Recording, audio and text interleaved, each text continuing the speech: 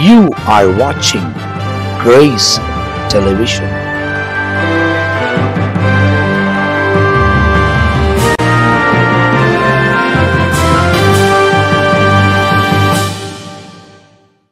எனக்கு அன்பான தேவ ஜனங்களே, இயேசு கிறிஸ்துவின் நாமத்தில் வாழ்த்துக்கள். இந்த காலையில் மீண்டும் ஒரு முறை உங்களை சந்திப்பதற்கு ஆண்டவர் கொடுத்ததான அற்புதமான வேலைகளுக்காக நன்றி சொல்லுகிறேன். ஒவ்வொரு நாளும் இந்த வார்த்தைகளும் பிரயோஜனமாக இருக்கும் என்பதில் சந்தேகமில்லை. வித்தியாசமான நிலையில் வேதத்தில் உள்ள வார்த்தைகளை கொண்டு தேவ பிள்ளைகள் மூலம் உங்கள் வாழ்க்கையை மாறுவதற்கும், நீங்கள் நல்வழி நடப்பதற்கும், நீங்கள் ஆசீர்வதிக்கப்படுவதற்கும் என் தேவாதி தேவன் இந்த வார்த்தையின் மூலம் இடைப்பட்டு கொண்டிருக்கிறார். இந்த நாளிலும் உங்களுக்கு இன்னும் ஒரு வார்த்தை. யார் ஆசீர்வதிக்கப்பட்டவர்கள் அல்லது பாக்கியவான்கள்? பாக்கியவான்கள் அப்படின்னா ஆசீர்வதிக்கப்பட்டவர்கள்.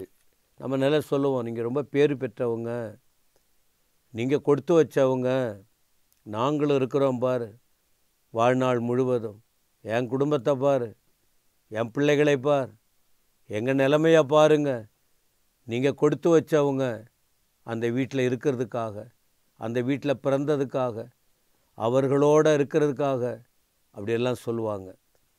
அப்போ இந்த நாளில் இந்த வசனத்தின் மூலம் மத்தேயு சுவிசேஷம் 5ஆம் அதிகாரம் 10, 11, 12 இந்த 3 வாக்கியங்களை பாருங்கள். மத்தேயு 5:10 நீதி நிமித்தம் துன்பப்படுகிறவர்கள் பாக்கியவான்கள், பரலோக ராஜ்யம் அவர்களுடையது. என் நிமித்தம் உங்களை நிந்தித்து துன்பப்படுத்தி பலவித தீமையான மொழிகளையும் உங்கள் பேரில் பொய்யாய் சொல்வார்களானால் பாக்கியவான்களாய் இருப்பீர்கள். சந்தோஷப்பட்டு களி கூறுங்கள், பரலோகத்தில் உங்கள் பலன் மிகுதியாயிருக்கும். உங்களுக்கு முன்னிருந்த தீர்க்கதரிசிகளையும் அப்படியே துன்பப்படுத்தினார்களே. இந்த இடத்துல யார் பாக்கியவான்கள் அப்படின்னு சொன்னால், கவனிக்கிறீங்களா? பாடுபடுகிறவர்கள் பாக்கியவான்கள். பாடுகள், உபத்திரவப்படுகிறவர்கள், அவமானப்படுகிறவர்கள், அவங்க பாக்கியவான்கள் என்று ஆண்டவர் இயேசு உரைத்த அந்த வார்த்தையை உங்களால் பார்க்க முடியும்.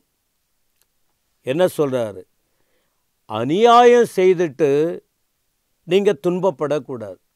அநியாயமாக பேசி, அநியாயமாக ஏமாற்றி, அநியாயமான காரியங்களை செஞ்சிட்டு எனக்கு துன்பம் அதிகமாகுது அப்படின்னா அது ஒத்துக்க முடியாது. ஆண்டவர் யார் தெரியுமா? நீதியுள்ள தேவன்.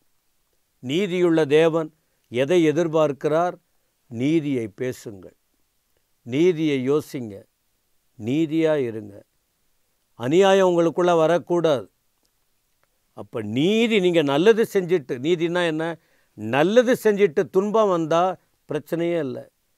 தப்பு செஞ்சுட்டு தண்டிக்கப்படக்கூடாது. நல்லது செஞ்சுட்டு எவ்வளவு துன்பம் வந்தாலும் அதை பற்றி கவலை இல்லை. அதான் கிறிஸ்தவ அனுபவம். நீதி நிமித்தம் நீ துன்பப்படுறீங்களா? உங்களுக்கு ஆசீர்வாதம் உண்டு. நீங்கள் பாக்கியவான்கள், நீங்கள் ஆசீர்வதிக்கப்பட்டவர்கள். அடுத்த வசனம், என் நிமித்தம் உங்களை நிந்தித்து துன்பப்படுத்தி, நாமா போய் மாட்டிக்கிட்டு, நாமா போய் சண்டை போட்டுக்கிட்டு, நாமா போய் வார்த்தையை விட்டு, அதி நிமித்தம் 4 பேர் நம்ம கேவலப்படுத்தினா பண்ணுவாங்க தான். கண்டிப்பாக அப்படி செய்வாங்க. கடவுளுடைய பிள்ளைங்க, நமக்கு நல்லது ஆண்டவர் கற்றுக் கொடுக்கிறார், தெளிவை தந்து கொண்டு இருக்கிறார், நம்ம எப்படி இருக்க வேண்டும் என்று. ஆனால் யாரி நிமித்தம் நாம் ஒரு கிறிஸ்தவர்களாய், நம்முடைய வேதத்தை சுமந்தவர்களாய், தேவனுக்காக ஒரு தீங்கும் செய்யாமல் ஆண்டவருக்காக வாழ தீர்மானித்து பக்தியாக, பரிசுத்தமாக வாழ வேண்டும் என்று தீர்மானித்து, அப்படிப்பட்டவங்களை யார் என்ன வேணாலும் நிந்திக்கிறாங்களா? குடும்பத்தை, உங்கள் கணவரை, பிள்ளைகளை, உங்கள் வாழ்க்கையை கேவலமாக பேசுகிறாங்களா? அதை பற்றி கவலைப்படக்கூடாது. ஆண்டவரின் நிமித்தம், ஆண்டவரையே விட்டு வைக்கல இந்த உலகம். ஆண்டவரை என்னென்ன சொன்னாங்க? பேய் பிடிச்சவன் சொன்னாங்களே, பெயல்செபூல். பேய் பிடிச்சவன் சொன்னாங்க, ஜனங்களை ஏமாத்துறவன் சொன்னாங்க. அது உண்மையாது?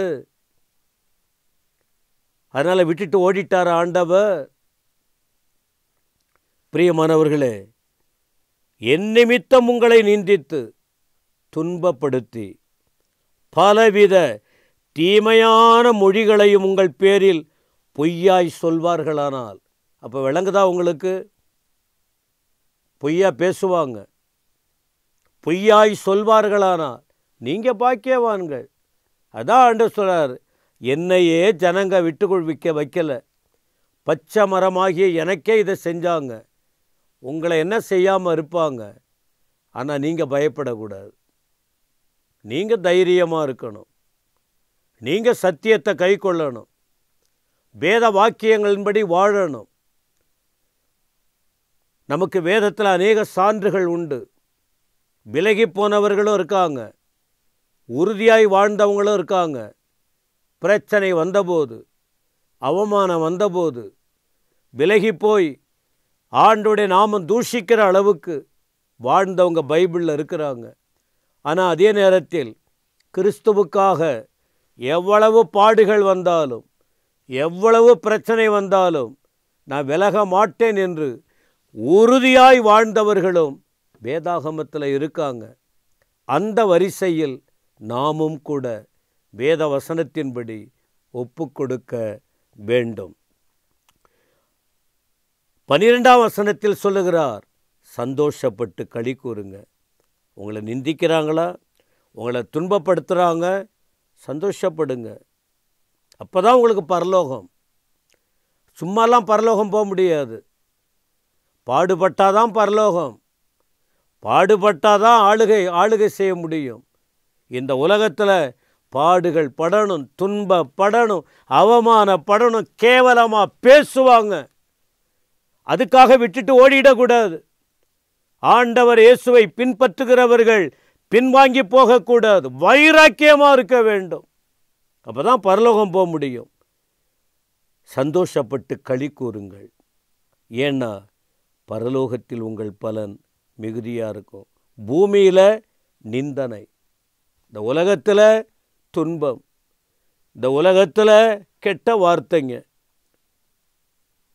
ஆனால் சந்தோஷமாக இருங்க. பரலோகத்தில் உங்களுக்கு பலன் மிகுதியாக இருக்கும். உங்களுக்கு முன்னிருந்த தீர்க்கதரிசிகளை கூட அவங்க துன்பப்படுத்தினார்கள். துன்பப்படுத்தினவர்கள் தான் உங்களை விட்டு வைக்க மாட்டாங்க. உங்களையும் அந்த அனுபவத்தில் கொண்டு போவாங்க. ஆண்டவருக்காக வாழ ஆயத்தமா? வேதத்தை எதுக்கு கர்த்தர் வச்சிருக்கிறார்? படித்து தியானித்து நம்முடைய வாழ்க்கையை ஸ்திரப்படுத்தி கொண்டு பரலோகத்துக்கு போக ஆயத்தப்படுவோம். என்ன வந்தாலும் சரி, ஆண்டவரை விட்டுறாதீங்க. இந்த பாடு வேதனையெல்லாம் அவருக்கு அனுபவிச்சது. அதனால தான் அவருடைய பிள்ளைகளுக்கு சொல்லிக் கொடுக்குறார், நீங்கள் கர்த்தருக்காக வாழணும்னு. இந்த ஆண்டவரை ஏற்றுக்கொள்ளுவீங்களா? இந்த ஆண்டவருக்காக வாழ்வீங்களா? என்ன வந்தாலும் கடைசி வரைக்கும் அவருக்குள்ளே நிலைத்திருப்பீங்களா? ஜெபம் பண்ணுவோம். எங்கள் பரலோக பிதாவை துதிக்கிறோம். இந்த நாளுக்காக ஸ்தோத்திரம், இந்த வார்த்தைகளுக்காக ஸ்தோத்திரம். ஜனங்கள் வார்த்தையை பிடித்து கொள்ளட்டும், உமக்காக வாழட்டும். ஆண்டவர் கிருபைதார் இதுவரை நடத்தினதற்காக ஸ்தோத்திரம். துதிகன மகிமை நீர் ஏற்றுக்கொள்ளும். இயேசு கிறிஸ்துவின் நாமத்தில் ஜெபங்கேளும் நல்ல பிதாவே. ஆமேன், ஆமேன்.